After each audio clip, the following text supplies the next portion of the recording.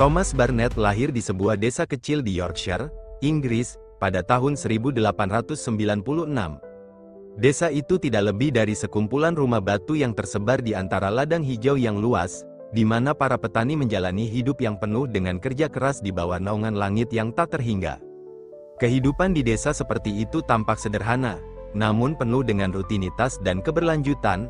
Thomas, anak ketiga dari 5 bersaudara, dibesarkan dalam keluarga petani.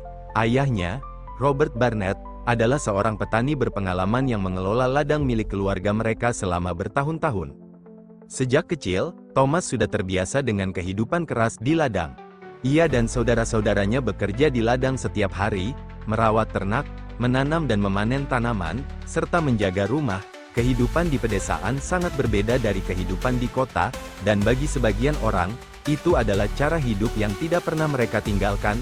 Meskipun tidak ada fasilitas mewah, Thomas selalu merasa puas dengan kehidupannya. Ia memiliki teman-teman sebayanya, dan pada akhir pekan, mereka sering berjalan-jalan ke hutan atau bermain bola di lapangan desa. Namun, meskipun segala sesuatunya tampak sederhana, dunia luar terus bergerak, dan perubahan yang besar datang dengan cepat. Thomas mengingat dengan jelas saat pertama kali mendengar tentang Perang Dunia I waktu itu. Ia masih berusia 18 tahun, sedang bekerja di ladang dengan ayahnya saat seorang pria muda dari desa datang membawa berita dari kota. "Perang!" teriak pemuda itu. Eropa sedang berperang, negara-negara besar saling menyerang. Pada awalnya, Thomas tidak terlalu memperhatikan. Ia tahu bahwa perang bukanlah sesuatu yang langsung memengaruhi kehidupan mereka di pedesaan. Di desa, perang terasa jauh. Orang-orang lebih khawatir tentang cuaca yang dapat merusak hasil panen daripada nasib negara-negara besar. Namun, seiring berjalannya waktu, kabar semakin tersebar. Pemerintah Inggris mengumumkan bahwa mereka membutuhkan tentara untuk membela negara, dan bagi pria muda seperti Thomas, ini adalah panggilan yang tidak bisa dihindari. Pada musim panas 1914, saat perang mulai mengarah ke konflik besar, Thomas duduk di meja makan dengan keluarganya, mendengar percakapan tentang perang yang semakin membesar. Ayahnya, Robert, mendengar kabar bahwa Raja George V telah meminta sukarelawan untuk bergabung dengan pasukan. Mereka memerlukan lebih banyak tentara, dan ketika Thomas mendengar tentang ini, hatinya berdebar. Ayahnya yang keras dan penuh pengertian tidak mendukungnya pergi ke medan perang. Ia ingin anaknya tetap di rumah, membantu mengelola ladang.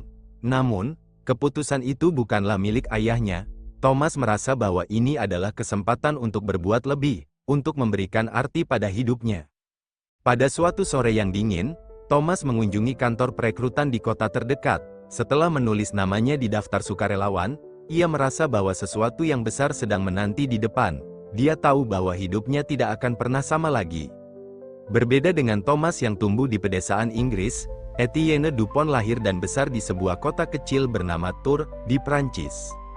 Ayahnya adalah seorang tukang kayu yang sangat dihormati di komunitas mereka, dan sejak kecil Etienne mengikuti jejak ayahnya. Keluarganya hidup dengan sederhana namun bahagia. Setiap hari, Etienne belajar bekerja dengan kayu, memahat dan membuat furnitur yang dijual di pasar lokal. Ayahnya mengajarinya untuk memperhatikan detail dengan hati-hati, dan keahlian tersebut menjadi kebanggaan keluarga mereka. Namun, meskipun hidup mereka sederhana, dunia luar tidak pernah berhenti berubah. Ketegangan di Eropa semakin memanas seiring dengan berkembangnya aliansi-aliansi politik antara negara-negara besar. Ketika berita tentang pembunuhan Archduke Franz Ferdinand dari Austria-Hungaria pada Juni tahun 1914 sampai ke Prancis, Etienne dan keluarganya tidak tahu bahwa peristiwa itu akan menjadi pemicu perang besar yang melibatkan hampir seluruh Eropa. Bagi Etienne, hidupnya yang tenang berubah dalam sekejap. Pada Agustus tahun 1914, ketika Prancis akhirnya menyatakan perang terhadap Jerman, pemerintah memanggil pria muda untuk bergabung dengan pasukan. Etienne, yang belum pernah membayangkan dirinya menjadi tentara, merasa bingung. Ia hanya seorang tukang kayu, yang ahli dalam membuat kursi dan meja, bukan pejuang. Namun, seperti kebanyakan pria muda pada saat itu, Etienne merasa terpanggil oleh rasa patriotisme yang kuat. Prancis membutuhkan pembela, dan ia merasa wajib untuk melindungi tanah airnya. Bertolak belakang dengan Thomas yang berasal dari desa kecil di Inggris, Etienne tidak langsung bergabung sebagai sukarelawan. Ia merasa ragu dan khawatir. Namun tekanan sosial dari komunitasnya dan rasa tanggung jawab terhadap keluarga dan negara membuatnya akhirnya memutuskan untuk bergabung dengan pasukan Prancis. Dengan hati yang berat, ia mengucapkan selamat tinggal kepada keluarganya, mencium ibu dan saudara-saudaranya, serta meninggalkan kota Tours yang pernah ia anggap sebagai rumah selamanya. Bagi Thomas dan Etienne, perekrutan militer adalah pengalaman yang sangat berbeda dari kehidupan yang mereka kenal. Thomas bergabung dengan Batalion Sukarelawan Yorkshire, sementara Etienne masuk ke Regimen Infanteri ke-33. Mereka dipanggil untuk menjalani pelatihan dasar yang keras dan penuh tekanan. Pelatihan tersebut bukan hanya tentang belajar cara menembak atau bertahan hidup di medan perang, tetapi juga tentang mengubah diri mereka menjadi prajurit, orang yang siap mengorbankan segalanya demi negara. Pelatihan ini adalah hal pertama yang benar-benar membuka mata mereka terhadap kenyataan perang. Di Inggris, Thomas berlatih di luar ruangan dengan para pria muda lainnya. Mereka belajar cara bergerak dalam formasi, cara menembak senapan, serta pelatihan fisik yang menguras tenaga. Seiring waktu, Thomas mulai merasa bahwa ia sudah jauh dari kehidupan lama yang ia kenal. Hari-hari petani dan petualangannya bersama teman-temannya terasa semakin jauh. Namun, ada satu hal yang tetap sama, semangat muda yang mendorongnya untuk melangkah maju. Di Prancis, Etienne menjalani pelatihan yang sangat mirip. Mereka diajarkan untuk bertarung, bukan dengan tangan atau alat, tetapi dengan senjata yang mematikan. Etienne seringkali merasa tercekik oleh ketegangan, ia merasa tidak siap. Namun ia tahu bahwa ia tidak bisa mundur. Dunia yang ia kenal sebelumnya, yang penuh dengan aroma kayu dan kerajinan tangan, kini tergantikan dengan suara tembakan dan latihan pertempuran. Pelatihan mereka tidak hanya mengajarkan keterampilan bertarung, tetapi juga membentuk karakter mereka. Mereka harus belajar untuk mengatasi rasa takut dan beradaptasi dengan lingkungan yang sangat berbeda dari yang mereka kenal sebelumnya. Meskipun mereka adalah individu dengan latar belakang yang sangat berbeda, mereka berdua merasakan hal yang sama, bahwa mereka telah memasuki dunia yang penuh dengan ketidakpastian. Pada akhir tahun 1914, setelah berbulan-bulan pelatihan yang berat, Thomas dan Etienne akhirnya siap untuk menghadapinya, medan perang yang mengerikan. Bagi Thomas, saat itu adalah momen yang membuatnya merasa gugup dan bingung. Ketika ia berdiri di atas kereta api yang akan membawanya ke pelabuhan, pikirannya dipenuhi dengan pertanyaan tentang apa yang akan terjadi. Perjalanan panjang ke Eropa daratan hanya membuat ketegangan semakin meningkat. Etienne, yang juga akan segera berangkat, memiliki perasaan yang serupa. Ia tidak tahu apa yang akan terjadi di depan. Keberangkatannya adalah titik balik dalam hidupnya. Ada perasaan cemas yang melanda, namun juga ada rasa patriotisme yang kuat. Ia tahu bahwa ini adalah jalannya, jalan yang harus ia tempuh sebagai seorang pria yang ingin melindungi negara dan orang-orang yang ia cintai. Ketika kereta mereka berangkat, mereka tidak tahu bahwa dunia mereka akan berubah selamanya. Mereka akan memasuki salah satu konflik terbesar dalam sejarah umat manusia, sebuah peperangan yang tak hanya akan menguji ketahanan tubuh mereka, tetapi juga akan mengubah pandangan mereka tentang kehidupan, kematian, dan keberanian. Perjalanan Thomas Barnett dari pedesaan Yorkshire menuju medan perang di Eropa Barat adalah perjalanan yang penuh ketegangan. Begitu dia dan pasukannya tiba di garis depan, pemandangan yang dia lihat pertama kali adalah sesuatu yang tak pernah dia bayangkan sebelumnya. Tanah yang dulu tampak subur kini menjadi ladang kehancuran. Barisan parit yang dalam dan berlumpur menjadi tempat perlindungan sementara bagi para tentara yang terjebak dalam pertempuran tanpa henti. Dalam beberapa hari pertama setelah kedatangannya, Thomas merasakan ketakutan yang mendalam. Setiap suara tembakan, setiap ledakan bom, terasa begitu nyata. Ketika ledakan pertama terdengar begitu dekat, jantungnya berdegup kencang, dan tubuhnya seolah membeku. Di barak, di mana ia dan pasukannya tinggal sementara, semua tampak berbeda. Mereka tidur dengan kesulitan di bawah terpal yang basah oleh hujan, dengan suara tembakan terus-menerus mengisi udara. Tentu saja, tidak ada satu orang pun yang siap untuk menghadapi kekejaman seperti ini. Malam pertama Thomas di garis depan adalah malam yang tidak akan pernah ia lupakan. Begitu tiba di parit, seorang tentara senior yang mengenakan masker gas dan pakaian kotor memberitahu mereka tentang apa yang harus dilakukan jika serangan gas terjadi. Namun, meskipun sudah dijelaskan, saat gas beracun mulai tersebar di udara, kepanikan pun muncul. Tidak ada pelatihan atau instruksi yang bisa menghilangkan rasa takut itu. Thomas dan pasukannya berlari panik, menarik masker gas mereka dan berusaha menahan napas di bawah gas beracun yang menyelimuti udara. Tubuhnya bergetar, dan dia merasa seolah-olah dunia yang ia kenal terbalik. "Jangan panik," teriak seorang perwira yang berlari ke depan. "Tetap tenang, bernafaslah dengan pelan, dan pastikan maskermu terpasang dengan baik." Meski kata-kata itu menenangkan, Thomas merasa terperangkap dalam dunia yang jauh lebih keras dan mengerikan daripada yang pernah ia bayangkan. Dalam situasi yang kacau itu, Thomas menyaksikan teman-temannya berjuang untuk tetap bernapas, terengah-engah sambil berjalan dengan langkah terburu-buru di dalam kabut gas beracun. Meskipun berhasil menghindari kematian malam itu, ketakutan yang menggelayuti pikirannya tidak pernah hilang. Hari demi hari, kekejaman perang menjadi semakin nyata. Pada saat yang tak terduga, sebuah pertempuran besar dimulai. Pasukan Inggris dan Jerman saling menyerang dalam pertempuran sengit yang berlangsung berhari-hari. Selama pertempuran itu, Thomas dan pasukannya bertarung dengan sekuat tenaga, dengan tembakan senapan mesin yang terus-menerus terdengar di latar belakang. Tanah yang mereka pijak bergetar, dan suasana sangat kacau. Tidak ada tempat yang aman, tidak ada tempat untuk bersembunyi dari ancaman yang datang dari segala arah. Pada suatu hari, dalam salah satu serangan, Thomas melihat seorang temannya, John, terjatuh ke tanah setelah terkena ledakan granat. Darah mengalir deras dari tubuhnya, dan matanya terlihat kosong. Perasaan hancur yang mendalam menyelimuti diri Thomas. Ia hanya bisa berdiri di tempat, memandangi teman yang terbaring, tak mampu melakukan apa-apa. Apa yang ia rasakan pada saat itu, rasa cemas, takut, dan kehilangan, terasa sangat nyata. Ini adalah harga yang harus dibayar di medan perang. Namun, meskipun ketakutan itu melanda, Thomas tahu bahwa ia tidak bisa berhenti. Meskipun ada perasaan kosong yang terus menghantuinya setelah kehilangan John, ia berusaha tetap fokus pada tugas. Kewajiban untuk bertahan hidup dan melindungi sesama tentara menjadi dorongan utama. Ia tahu bahwa jika ia tidak melanjutkan, kematian akan datang lebih cepat daripada yang ia bayangkan. Puncak dari perjalanan Thomas di garis depan terjadi ketika ia harus menghadapi serangan mendalam yang dipimpin oleh tentara Jerman. Pasukan Inggris, termasuk dirinya, dipaksa mundur dalam kekacauan yang tidak terhindarkan.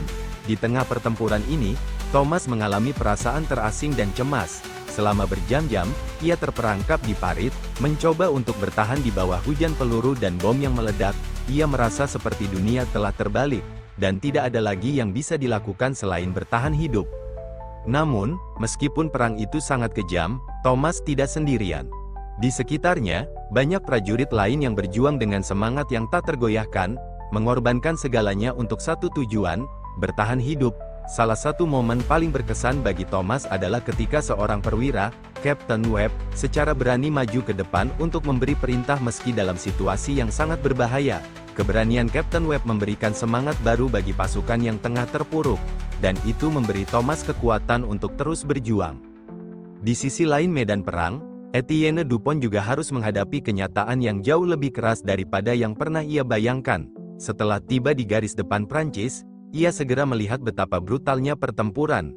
Parit-parit yang kotor dan berlumpur menjadi tempat perlindungannya, tetapi juga menjadi tempat yang dipenuhi oleh ketakutan dan kematian.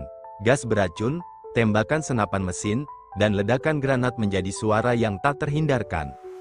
Etienne, yang awalnya merasa cemas dan ragu, perlahan mulai menyesuaikan diri dengan kehidupan di medan perang. Setiap hari, ia belajar untuk bertahan hidup.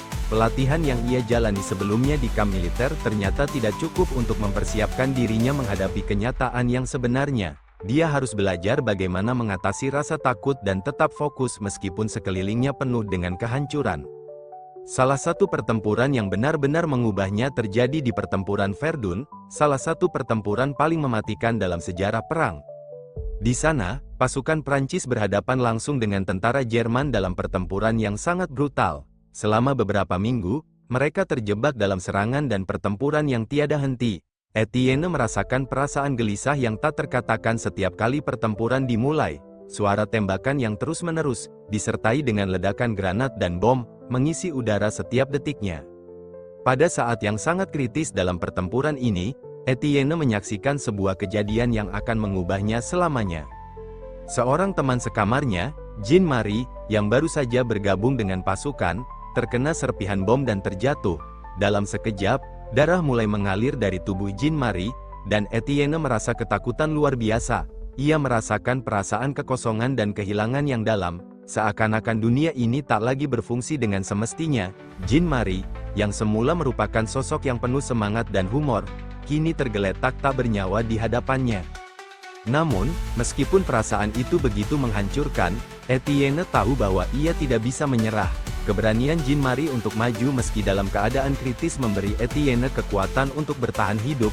Meski merasa hancur, ia terus maju, dan di saat-saat seperti itu, ia belajar tentang nilai sejati dari keberanian, bukan keberanian untuk bertarung, tetapi keberanian untuk bertahan hidup dan melindungi orang lain. Pada akhirnya, meskipun perang yang mereka hadapi sangat brutal, baik Thomas maupun Etienne menemukan cara untuk terus maju. Mereka bertahan di garis depan, mengatasi pertempuran demi pertempuran. Meski tubuh dan pikiran mereka terkadang hampir hancur, mereka mulai memahami bahwa dalam perang, tidak ada yang pasti, hanya ada bertahan hidup dan menghormati mereka yang telah memberikan segalanya. Keberanian, keteguhan, dan harapan adalah hal-hal yang memungkinkan mereka untuk bertahan. Hari-hari di garis depan adalah hari-hari yang penuh dengan tantangan. Namun, dari kehancuran yang mereka saksikan, muncul semangat baru, semangat untuk bertahan hidup dan untuk memberikan arti pada pengorbanan yang telah dilakukan oleh sesama prajurit. Pada akhirnya, baik Thomas maupun Etienne akan membawa kenangan-kenangan ini dalam hidup mereka selamanya. Perang Dunia I telah mengubah mereka. Namun pengalaman tersebut juga mengajarkan mereka sesuatu yang lebih penting dari sekadar kemenangan, yaitu nilai kemanusiaan dalam menghadapi kegelapan perang. Setelah pertempuran di Verdun dan serangkaian konflik yang tak terhitung jumlahnya, Thomas Barnett mulai merasakan beratnya beban perang yang tak bisa dihindari. Keberanian yang ia rasakan di awal kini mulai tergerus oleh kenyataan. Ketakutan yang datang bukan hanya dari suara ledakan dan peluru yang melesat, tetapi dari kenyataan bahwa setiap langkah yang diambil bisa menjadi langkah terakhir. Hari-hari penuh kehancuran itu seakan menghapus rasa kemanusiaannya satu persatu. Pada suatu pagi yang kelabu, setelah beberapa serangan besar, Thomas dan rekan-rekannya kembali ke pos mereka yang baru, sebuah parit yang lebih dalam dan lebih aman dari sebelumnya. Udara terasa berat, tercampur bau asap dan darah yang menempel di segala sesuatu. Bahkan di tubuh mereka sendiri, perasaan kotor dan kelelahan menguasai diri Thomas. Untuk pertama kalinya, ia mulai merasa cemas terhadap dirinya sendiri. Setiap kali dia menutup mata, wajah-wajah yang telah jatuh dalam pertempuran muncul di benaknya. Teman-teman yang ia anggap saudara, kini sudah menjadi kenangan yang tidak bisa dilupakan. Namun, yang lebih buruk adalah rasa takut yang semakin dalam. Thomas tahu bahwa ia bukan satu-satunya yang merasa seperti ini, bahwa setiap tentara yang terperangkap dalam kebrutalan perang ini pasti merasakannya, perasaan bahwa kematian bisa datang kapan saja. Semua orang yang ada di sekitarnya tampaknya berbagi ketakutan yang sama. Pada suatu malam, ketika pasukannya sedang beristirahat, Thomas duduk di pinggir parit, memandang ke arah langit yang hampir tidak tampak karena asap perang. Dia berpikir tentang rumahnya di Yorkshire, keluarganya, dan kehidupan yang dahulu terasa begitu sederhana. Tetapi saat ini, ia merasa jauh dari semua itu. Semua yang ia kenal telah hancur. Di tengah keheningan yang aneh itu, seorang prajurit muda bernama William duduk di samping Thomas. Wajahnya pucat dan matanya tampak kosong, seolah-olah ia telah kehilangan semangat hidupnya. William berbisik dengan suara yang hampir tidak terdengar. "Aku takut, Thomas, aku takut akan mati di sini." Thomas hanya bisa mengangguk pelan. Kata-kata itu adalah perasaan yang tidak hanya dirasakan William, tetapi juga dirinya sendiri. Mereka berdua tahu bahwa meskipun mereka berjuang dengan sepenuh hati, mereka juga hidup dengan bayangan kematian yang selalu mengintai. Dan semakin lama mereka bertahan, semakin banyak nyawa yang mereka saksikan hilang di sekeliling mereka. Namun, yang lebih mengerikan adalah bahwa tidak ada satupun yang tahu kapan giliran mereka akan datang. Pada malam itu, untuk pertama kalinya sejak bergabung dengan pasukan, Thomas merasa tidak ada harapan lagi. Namun, ada sesuatu yang membuatnya tetap bertahan, suara seruan dari rekannya yang lebih berpengalaman, yang memberitahunya untuk bertahan dan terus maju. Tidak peduli apa yang terjadi, kita bertarung untuk mereka yang tidak bisa bertarung lagi. Thomas, kata perwira senior itu dengan suara rendah namun penuh kekuatan. Mereka yang telah jatuh, kita berjuang untuk mereka. Di sisi lain medan perang, Etienne Dupont juga merasakan beban perang yang semakin berat. Meskipun ia telah mengatasi berbagai serangan gas beracun, ledakan, dan pertempuran sengit, ada satu hal yang mulai meruntuhkan semangatnya, kehilangan orang-orang yang ia cintai. Jean Marie, yang dulu menjadi sahabat dan teman seperjuangannya, telah gugur dalam pertempuran. Setiap kali Etienne memikirkan Jean Marie, hatinya terasa hancur. Ia merasa bahwa ada bagian dari dirinya yang hilang setiap kali salah satu rekannya jatuh. Seiring berjalannya waktu, Etienne merasa lebih banyak bertanya-tanya tentang makna dari semua pertempuran ini. Ketika ia melihat reruntuhan kota-kota, tubuh-tubuh yang berserakan, dan sisa-sisa kehidupan yang hancur, ia merasa semakin bingung. Apa arti semua ini? Mengapa begitu banyak nyawa harus melayang dalam perang yang tampaknya tidak ada ujungnya? Saat pertempuran di Passchendaele, di tengah hujan yang tak henti-hentinya, Etienne merasakan perasaan hampa yang semakin menekan dirinya. Di sana, tanah berlumpur dipenuhi dengan mayat, dan setiap langkah mereka dipenuhi oleh rasa takut dan kebingungan. Saat itu, pasukan Prancis tengah berjuang untuk mempertahankan posisi mereka. Namun medan tempur yang keras dan tak kenal ampun membuat mereka terjebak dalam kekalahan bertubi-tubi. Suatu hari, setelah serangan yang mematikan, Etienne mendapati dirinya terjebak di parit bersama beberapa tentara lainnya. Mereka semua kelelahan, tidak ada makanan, dan mereka mendengar suara langkah kaki Jerman yang semakin dekat. Ketegangan terasa semakin meningkat. Salah satu tentara di dekat Etienne mulai menangis, sementara yang lainnya hanya diam, terjebak dalam ketakutan yang mendalam. "Jika kita harus mati di sini, kita mati bersama-sama," kata Etienne dengan suara yang tenang namun penuh tekad. Ia mencoba memberi semangat kepada rekan-rekannya. Meskipun dalam hatinya, ia juga merasakan ketakutan yang tak terungkapkan.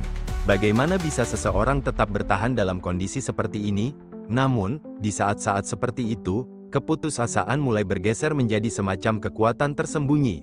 Keinginan untuk bertahan hidup, meskipun kecil, menjadi motivasi terbesar bagi Etienne. Pada saat yang genting itu, pasukan Jerman akhirnya mundur setelah sebuah serangan mendalam dari pihak Prancis.